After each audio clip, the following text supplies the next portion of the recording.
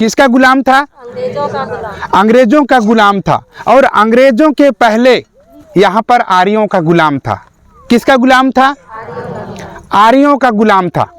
और ये जो आर्य लोग हैं वे लोग यूरेशिया से हमारे भारत में आक्रमण किए। कहाँ से? यूरेशिया से भारत में आक्रमण किए। आक्रमण करने के बाद में हम लोगों का जल जंगल जमीन उन्होंने छीना।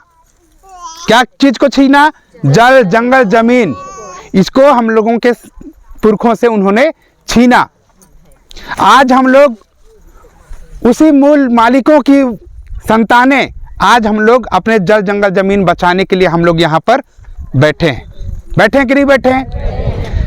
बैठे हैं। और उसके बाद में हम लोग सबसे पहले हम लोग अपने पुरखों को याद किए कि नहीं किए? तो मैं आप लोगों को बताना चाहता हूं, यहाँ पर गोंड कितने हैं? हाथ उठाइए तो। हैं, ठीक। नागवंशी कितने लोग हैं? नहीं है, है ना? तो मैं आप लोगों को बताना चाहता हूं, इसी धरती पर सबसे पहले आप लोगों ने सुना होगा कि पहांदी पारिक, किसने? पहांदी पारिक, कुपार लिंगो उसका नाम है। पहांदी पारिक कुपार लिंगो गौतम बुद्धा के पहले जन्म लिए। किसने? पहांदी पारिक कुपार लिंगो गौतम बुद्धा के पहले जन्म लिए। और उन्होंने हम लोगों के बीच में एक टोटम व्यवस्था बनाया। क्या, कौन सा व्यवस्था बनाया? टोटम व्यवस्था बनाया। और ये टोटम क्या है मैं आप लोगों को बताता हूं। उरांव कितने लोग हैं? आप लोग हाथ खड़ा कीजिए। बहुत लोग हैं, ठीक। मैं ये उदाहरण देने के लिए बता रहा हूं। गोंड समाज में 52 गोत्र है। गोंड समाज में 52 गोत्र है। उरांव लोगों का में 22 गोत्र है। वैसे ही शेड्यूल कास्ट का भी गोत्र होता है। शेड्यूल कास्ट का क्या होता है? गोत्र होता है। हमारे साथ में मनोज बघेल जी हैं, वो बघेल लिखता है और उरांव लोग लकड़ा लिखते हैं। लिखते हैं कि नहीं लिखते हैं? तो वैसे ही कंवर समाज में भी गोत्र होता है। तो ये जो गोत्र है वो पहांदी पारिक कुपार लिंगो बनाया। और उन्होंने हम लोगों के बीच में शादी विवाह करने का एक व्यवस्था भी हम लोगों को दिया। समाज को चलाने के लिए उन्होंने एक व्यवस्था बनाया। और उस व्यवस्था को हम लोग बोलते हैं रूढ़ी व्यवस्था। क्या, कौन सी व्यवस्था? रूढ़ी व्यवस्था। ये रूढ़ी व्यवस्था क्या है मैं आप लोगों को उसमें भी आप लोगों को बताता हूं। जहां पर SC ST OBC के लोग अगर कोई भी गलती हो जाता था तो आपस में ऐसे बैठते थे। बैठने के बाद में जो आरोपी है उसको हम लोग खड़ा करते थे। खड़ा करने के बाद में जो लोग वहाँ शोषित होते थे, पीड़ित होते थे, वे लोग अपना दुखड़ा हमारे समाज को बताते थे, पंचायत को बताते थे। उसके बाद में समाज डिसीजन लेता था कि आरोपी के साथ में क्या करना है। ऐसा हमारे समाज में व्यवस्था थी। इस व्यवस्था को हम लोग बोलते हैं रूढ़ी व्यवस्था। तो साथियों, आज हम लोग उसी रूढ़ी व्यवस्था से पोषित होते हुए हम लोग यहाँ पर बैठे हैं। और ये रूढ़ी व्यवस्था इसी संविधान के आर्टिकल 13 में लिखा हुआ है। आर्टिकल कितना में लिखा हुआ है? 13 में लिखा हुआ है कि जहां पर SC ST OBC के लोग अपने समाज को बचाने के लिए 2 लोग, 4 लोग, 10 लोग, 20 लोग अगर जमा होते हैं तो अपने समस्याओं का समाधान करेंगे। क्या करेंगे? समस्याओं का समाधान करेंगे। और समस्या क्या है कि हम लोगों को बिना पूछे हम लोगों का जो जल जंगल जमीन है उसको अडानी अंबानी जैसे पूंजीपतियों को बेचा जा रहा है। ये क्या है? समस्या है। मालिक हम लोग हैं और कौन बेच रहा है? कलेक्टर बेच रहा है। वो परमिशन दे रहा है। हम लोगों का सहमति है? नहीं है। हम मालिकों को छोड़ करके कोई दूसरा लोग बेच रहा है। ये संविधान बोलता है, अगर आप लोग 244 को पढ़ेंगे जिसमें 5वीं अनुसूची लिखा है, 5वीं अनुसूची में कहा गया है कि SC ST OBC के लोग जहां पर वे लोग रहते हैं वहां की वे लोग मूल मालिक हैं। और हम लोग कौन है? मूल मालिक लोग हैं। और हम मूल मालिकों को बिना पूछे अगर कोई भी बेचता है तो ये असंवैधानिक है।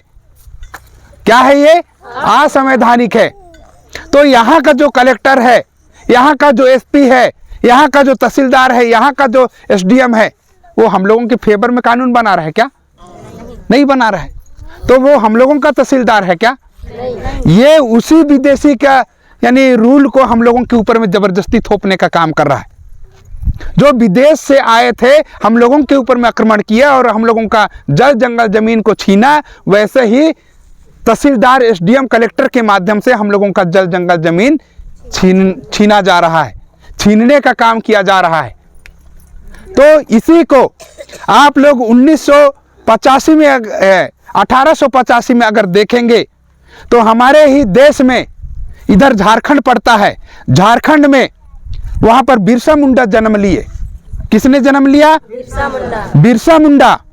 बिरसा मुंडा अपने जवानी में 25 साल की उम्र में 25,000 आदिवासियों को इकट्ठा किया। कितने लोगों को? 25,000 लोगों को उन्होंने इकट्ठा किया और उन्होंने अपने लोगों को इकट्ठा करके कहा कि ये जो जल जंगल जमीन है, इसके लिए तुम लोगों को इकट्ठा आना होगा। इसके लिए क्या आना होगा? इकट्ठा आना होगा। तुम लोग अपने लोगों से मत लड़ना, तुम लोग अपने लोगों से मत लड़ना। जो तुम्हारे जल जंगल जमीन को छीन रहा है, तुम्हारी विरासत को छीन रहा है, उसी से तुम लोग लड़ाई लड़ना। आज के डेट पे अगर हम लोग देखें तो यहाँ पर हम लोग एससी के लोग भी हैं, एसटी के लोग भी हैं और ओबीसी के लोग भी हैं। यहाँ पर हम लोग अपने अपने घर के लिए हम लोग शेर होते हैं। अपने अपने किसके लिए? अपने अपने घर के लिए शेर होते हैं, दुश्मन के लिए शेर नहीं होते हैं।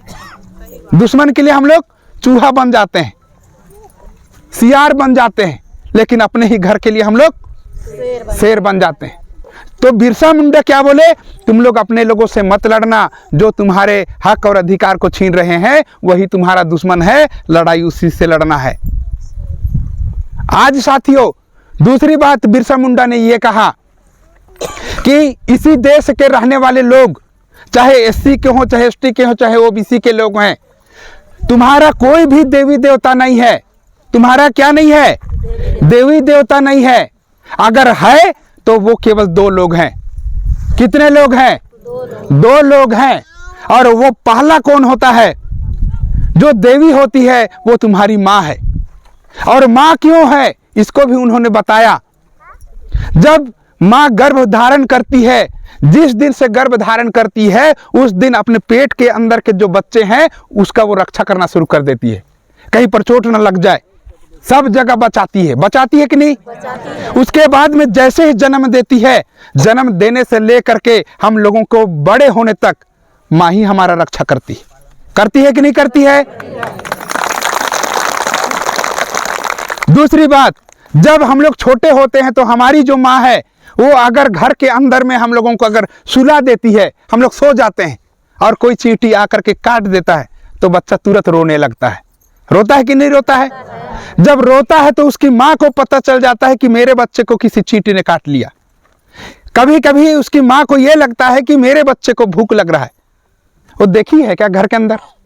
नहीं देखी, लेकिन फिर भी वो हमको जानती है कि हम लोगों के ऊपर में क्या समस्या है। इसका मतलब क्या है? हमारी जो माता है वो अंतर्यामी है। हमारी जो माता क्या है? अंतर्यामी है। वो हमारे सुख और दुख को पहले से वो जानती है और हम लोगों का रक्षा माता करती है। इसलिए बिरसा मुंडा ने कहा कि तुम्हारी जो देवी है, तुम्हारी माँ के अलावा कोई दूसरा नहीं है। दूसरा बात, इन्होंने देवता को भी उन्होंने परिभाषित किया, और वो देवता कौन है? तुम्हारा बाप। तुम्हारा बाप कौन है? वो बाप नहीं है, वो कौन है? देवता है। और ये जो देवता है साथियों, वो हम लोगों के जिस दिन से माँ को लेके आता है उस दिन से लेकर के माँ को तो माँ को, साथ ही अपने बच्चे को भी पूरे जीवन भर उसके लिए कमाता है। पूरे जीवन भर क्या करता है? कमाता है। और आखिरी में मरने से पहले अपने बेटे को बोलता है, बेटा मैं जा रहा हूँ, अब जो चीज़ मैंने कमाया है, जो चीज़ यानी विरासत मैंने उसको लेके आया अपने पुरखों से, आज मैं तुमको दे रहा हूँ। और वो थोड़ा सा नहीं, पूरा चीज़ को अपने बेटे के लिए दे रहा है। पूरा चीज़ को क्या कर रहा है? अपने बेटे को दे रहा है। इसका मतलब संपूर्ण जीवन कमा करके अपने बेटे को दिया, तो बाप से बड़ा देवता कोई नहीं है। मैं आप लोगों को बताना चाहता हूं, यही बिरसा मुंडा है। उन्होंने कहा कि ये जो देवी और देवता है इनके अलावा अगर तुम तीसरे का अगर बात सुनते हो तो तुम लोग अपने रास्ते से भटक जाओगे। तुम लोग ये दोनों के अलावा तीसरे का बात अगर सुनते हो तो क्या हो जाओगे? भटक जाओगे। आज हमारे ही देश में तीसरा आदमी आता है और आप लोगों को बताता है कि फलना जगह देवता निकला है, और हम लोग क्या करते हैं? अपने माता पिता को पूजने के बजाय जहां पर देवता बता रहे हैं वहां पर दौड़ के चलते हैं और उसको मनाने का कोशिश करते हैं। वो देगा क्या? वो नहीं देगा। मैं आप लोगों को इसी संदर्भ में आप लोगों को बताना चाहता हूं, आप लोग अगर मनुस्मृति को पढ़ेंगे तो मनुस्मृति में लिखा हुआ है, देवाधीनम जगत सर्वम मंत्र धीना चा देवता ते मंत्र ब्राह्मण धीना तस्मात् ब्राह्मण देवता। समस्त संसार देवताओं के अधीन है। किसके अधीन है? देवताओं के अधीन है। समस्त देवता मंत्रों के अधीन है, समस्त मंत्र ब्राह्मणों के अधीन है, इसलिए ब्राह्मण देवता है। ब्राह्मण अपने आप को क्या बना रहा है? देवता बना रहा है। और यही जो ब्राह्मण है वो पूरे देश में देवताओं का निर्माण किया। बिरसा मुंडा क्या बता रहे हैं? हमारा जो पुरखा क्या बता रहा है? माता पिता के अलावा दूसरा देवता नहीं है। लेकिन ये लोग क्या बता रहे हैं? पूरे देश में देवता ही देवता है, और हम लोग अपने माता पिता को छोड़ करके हम लोग देवता की खोज में निकल जाते हैं। जब हम लोग ये जो काम है, हमारे पुरखों का जो काम है, अपने माता पिता को मानो, अपने पुरखा को मानो, अपने सरना को मानो, उस जगह को हम लोग छोड़ करके दूसरे जगह जाते हैं तो हम लोगों का जो पुरखा है वो नाराज हो जाता है। और जब हमारे बीच में संकट उत्पन्न हो जाता है तो हम लोग सारे लोग कहते हैं कि अभी हम लोगों के ऊपर में गढ़ा चल रहा है। क्या चल रहा है? गढ़ा चल रहा है। तो ये जो बिरसा मुंडा क्या बोले कि तुम लोगों को अपने जल जंगल जमीन की रक्षा करनी है, उसके लिए तुमको इकट्ठा होना है। लेकिन हम लोग वहां पर इकट्ठा नहीं होते हैं, दूसरे जगह इकट्ठा होते। ऐसे करने से हमारा जो देवी है, हमारा जो देवता है वो खुश नहीं होता है। और यही जो देवता है, आप लोगों को बताना चाहूंगा, बिरसा मुंडा ने खूंटी जिले में कहा, अबुआ दिसुम अबुआ राज। क्या कहा? अबुआ दिसुम अबुआ राज। मेरे देश में मेरा राज होगा, मेरे जमीन पर मेरा राज होगा। ये मुंडा भाषा है, अबुआ दिसुम अबुआ राज। कौन सी भाषा है? मुंडा भाषा। आप लोग अगर बस्तर जाएंगे, मैं यहाँ पर कार्यक्रम हुआ था 10 दिन आगे, यहाँ पर कब कार्यक्रम हुआ था? 10 दिन लगभग आगे हुआ था, और मैं इसी कार्यक्रम में यहाँ पर आया हुआ था। उसके दूसरे दिन मैं बस्तर चला गया। अगर आप लोग बस्तर जाएंगे तो वहाँ पर एक कंवर समाज का वहाँ पर महापुरुष है। आप लोग उसके आगे अगर जाएंगे तो वहाँ पर एक बाबूराव सेडमाके, वो गोंड समाज से है। वहाँ पर आप लोग जाएंगे तो वो जो कंवर है, और वहाँ पर जो बाबूराव सेडमाके है, उन्होंने वहाँ पर कहा, मावा नाटे मावा राज। वहाँ पर क्या बोल रहा है? मावा नाटे मावा राज, यानी मेरे जगह पर, मेरे जमीन पर मेरा राज होगा। मैं आप लोगों को बताना चाहता हूं, हमारे जो महापुरुष हुए, चाहे वो कंवर समाज के हों, चाहे आदिवासी समाज के हों, चाहे बिरसा मुंडा समाज के हों, सारे लोग क्या बोल रहे हैं? मेरे जगह पर मेरा राज होगा। क्या राज होगा? मेरे जगह पर, मेरे देश पे किसका राज होगा? मेरा राज होगा। और इसी लड़ाई के कारण बाबा साहब ने संविधान लिखा, और संविधान में 244 लिखा, और वो 244 क्या बोलता है कि हम लोग इस देश के मालिक हैं। हम लोग छोड़ेंगे अपनी मालिकाना हक? नहीं छोड़ेंगे। भारतीय संविधान जिंदाबाद, जिंदाबाद, जिंदाबाद। भारतीय संविधान जिंदाबाद, जिंदाबाद, जिंदाबाद। 5वीं अनुसूची जिंदाबाद, जिंदाबाद, जिंदाबाद। 5वीं अनुसूची जिंदाबाद, जिंदाबाद, जिंदाबाद। तो साथियों, आज हम लोगों को ये 5वीं अनुसूची मालिकाना हक, हम लोगों के महापुरुष, हम लोगों के पुरखा लोग अपने जल जंगल जमीन की रक्षा करते हुए चले गए, और उनकी विरासत को हम लोगों को बचाना ही होगा। और ये जो विरासत है, ये जो संस्कृति है, ये जो परंपरा है, हम लोगों से कोई छीन नहीं सकता है। और इसको जो छीनेगा उसको हम लोग छोड़ने वाले नहीं हैं। क्या आप लोग छोड़ेंगे? नहीं छोड़ेंगे। नहीं छोड़ेंगे ना? नहीं छोड़ेंगे। तो साथियों, हम लोग अपने जल जंगल जमीन की रक्षा करते हुए हम लोग अपने महापुरुषों को, अपने पुरखों की जो लड़ाई है उसको हम लोग आगे बढ़ाने का काम करेंगे। आज मैं आप लोगों को दोबारा बताना चाहता हूं, पिछले बार भी मैंने आप लोगों को बताया था। पुराने समय में हमारे SC ST OBC के सारे लोगों को द्रविड़ कहा जाता था, और उन द्रविड़ों का मैं आप लोगों को बताना चाहता हूं, 18 तारीख से लेकर के 22 तारीख तक मैं बिहार गया हुआ था। कहां पर? बिहार। वहां पर आप लोग जाएंगे तो वहां पर हम लोगों के पुरखों का पक्का का घर है। कैसा घर है? पक्का का घर है। 5000 साल पहले उन्होंने जो घर बनाया, आज भी वही पक्का घर आज भी वहां पर बना हुआ है। नालंदा विश्वविद्यालय, वहां पर आप लोग जाएंगे, बिहार का पटना में है। अगर वहां पर जाएंगे तो हम लोगों का यूनिवर्सिटी था, विश्वविद्यालय था। पूरे देश यानी हमारे भारत को छोड़ करके बाहर के लोग हमारे देश में आकर के हम लोगों से सीखते थे। किनसे सीखते थे? हमसे सीखते थे। हम लोगों से सीखते थे। लेकिन आज हम लोग कहां से कहां आ गए। उस समय हमारे लोग 5000 साल पहले हमारे लोग पक्के के घर में रहते थे, लेकिन आज हम लोग झोपड़ी के घर में रहने के लिए मजबूर हो गए। आप लोगों को ये जान करके ये हैरानी होगी कि हम लोगों का जो पुरखा लोगों का घर है वो पक्का का घर है। हम लोगों का जो विद्यालय है वो पक्का का विद्यालय है।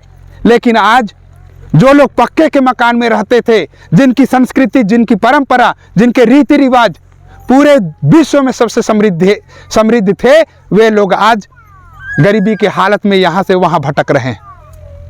मैं आज आप लोगों को ये बात बताना चाहता हूँ, हम लोगों को अपने आप को, अपने पुरखों की जो विरासत है, उस विरासत को बचाने के लिए हम लोगों को आगे आना होगा। आज ये जो 5वीं अनुसूची है, ये 5वीं अनुसूची हम लोगों को मालिकाना अधिकार देता है। दूसरा चीज, हमारे ही देश में समता जजमेंट बना। ये समता जजमेंट ये कहता है कि जहाँ पर आदिवासी लोग रहता है, उस जल जंगल जमीन को कोई भी अडानी अंबानी जैसे जो पूंजीपति हैं उनके लिए कभी भी नहीं दिया जा सकता। अगर आप लोग पेशा अधिनियम को पढ़ेंगे तो उस पेशा अधिनियम में लिखा हुआ है कि जहाँ पर हम लोग रहते हैं वहाँ पर हम लोगों से हमारे जल जंगल जमीन को छीना नहीं जा सकता है। अगर कोई हम लोगों से लेता है तो ये असंवैधानिक है। पेशा कानून भी हम लोगों के समर्थन में है, समता जजमेंट भी हमारे समर्थन में है। दूसरा बात, हमारे रूप नारायण एक्का साहब ने हम लोगों को बताया वेदांता जजमेंट। वेदांता जजमेंट में एक क्या हुआ कि एक जो अग्रवाल थे, एक जो बनिया थे, वो क्या किया, फर्जी ग्राम पंचायत बना करके उन्होंने जमा किया, और जमा करने के बाद में शासन के द्वारा वो जो जमीन है उसको अग्रवाल के लिए दे दिया गया। किसके लिए? अग्रवाल के लिए दे दिए। तो यहाँ पर सारे SC ST OBC के लोग ऐसे ही एक मीटिंग बैठे। मीटिंग बैठने के बाद में उन्होंने प्रस्ताव पारित किया और उन्होंने सुप्रीम कोर्ट को चैलेंज किया कि हम लोगों के पक्ष में आप लोगों को न्याय देना ही होगा। तो वहाँ पर जो डिसीजन आया, जो व्यवस्था आई, तो वो हमारे पक्ष में आई और उस अग्रवाल को हम लोगों का ज़मीन को छोड़ना पड़ा, और वहाँ पर 5000 एकड़ ज़मीन को उस अग्रवाल को छोड़ना पड़ा। कितने हजार एकड़? 5000 एकड़। और यहाँ पर टांगर गांव में लगभग 7000 एकड़ को पूंजीपति के लिए दिया जा रहा है। कितने हजार? 7000 एकड़ को। ये छोटा मोटा बात नहीं है। 1 एकड़ कितना रेट को बोला? तो साथियों, आज यहाँ पर हम लोग सारे लोग जमा होकर के हम लोग संवैधानिक अधिकारों को उपयोग और प्रयोग करते हुए हम लोग आगे बढ़ेंगे। इतना बड़ा पानी से होकर तो साथियों, ये जो जजमेंट है, ये जो संविधान है, ये छोटा मोटा संविधान नहीं है। इसको हम लोगों को, सारे लोगों को जानना होगा और अपने संवैधानिक मूल्यों को जानते हुए ये लड़ाई को आगे बढ़ाना होगा। आज हम लोग इतने ही ज़्यादा यहाँ पर अभी 400-500 लोग जमा हैं। आने वाले समय में हम लोग कलेक्टर ऑफिस का घेराव करेंगे। वहाँ भी अगर ये सुनवाई नहीं होता है तो हम लोग मुख्यमंत्री का आवास को भी घेरने का काम करेंगे।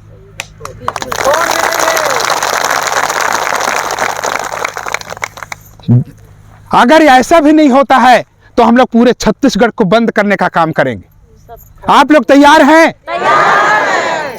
तो साथियों, ये जो छत्तीसगढ़ बंद करने का जो काम है, ये हम सभी के ऊपर में है। अगर हम लोगों को न्याय नहीं मिलता है तो हम लोग पूरे छत्तीसगढ़ को भी क्या कर सकते हैं? बंद कर सकते हैं। और इसके लिए हम लोग तैयारी कर रहे हैं। अभी मैं 1 सप्ताह मैं बस्तर संभाग गया हुआ था और बस्तर संभाग के पूरे 7 जिले में मैं हमारे SC ST OBC के लोगों को मैं जोड़ करके आया हूँ। वहाँ से मैं लिस्ट लेके आया हूँ, जो लोग हमारे समर्थन में खड़े होंगे मैं उनको वहाँ पर तैयार करके आया हूँ। मैं कल ही लौटा हूँ और हमारे रूप नारायण जी अभी तक घर वापस नहीं गए हैं। उनका 10 दिन हो रहा है आज। कितना दिन हो रहा है?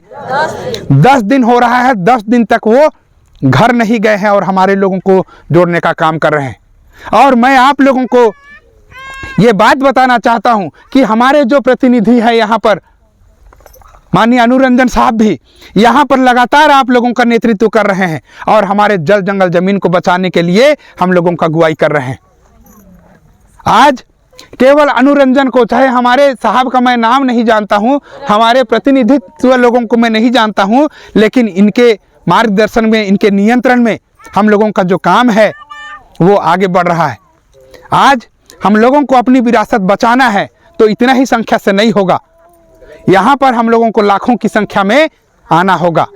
ये जो एरिया है हम लोगों का जसपुर जिला, ये 5वीं अनुसूची के अंतर्गत आता है और इस 5वीं अनुसूची में आप लोगों को मैं बताना चाहता हूँ 2011 की जनसंख्या के अनुसार हम लोग 9,46,000 लोग हैं।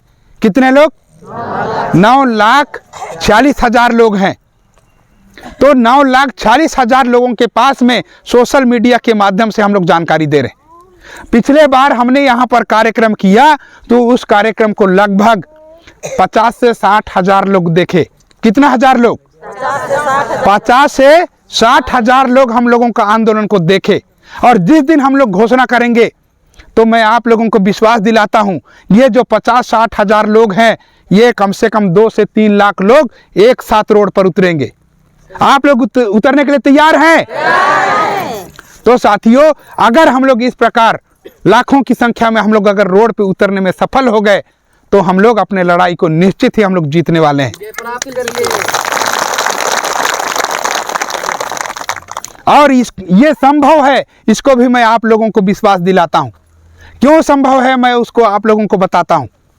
पिछले बार हमारे ही छत्तीसगढ़ के जो मुख्यमंत्री हैं उन्होंने आदिवासियों को कहा था कि ये जो आदिवासी लोग हैं और उसमें से मुख्यतः उरांव लोगों को उन्होंने कहा था कि ये जो उरांव लोग हैं उन लोग बैल मांस खाते हैं। किसने कहा था? मुख्यमंत्री ने कहा था। तो मुख्यमंत्री क्या उरांव लोगों को क्या किया? पूरे देश में बदनाम करने का काम किया था। उरांव लोगों का कहीं पर बैल काटने का फैक्ट्री देखे हैं आप लोग? नहीं देखे हैं। मैं आप लोगों को बताना चाहता हूं कि हमारे ही देश में 37 फैक्ट्री है। कितना फैक्ट्री? 37 फैक्ट्री। और ये ब्राह्मण और बनिया लोगों का ही फैक्ट्री है। और बदनाम किसको करते हैं? उरांव लोगों को करते हैं। बामहन और बनिया का सबसे ज्यादा फैक्ट्री है, तो इसका मतलब बामहन और बनिया लोग सबसे ज्यादा बैल मांस खाता है।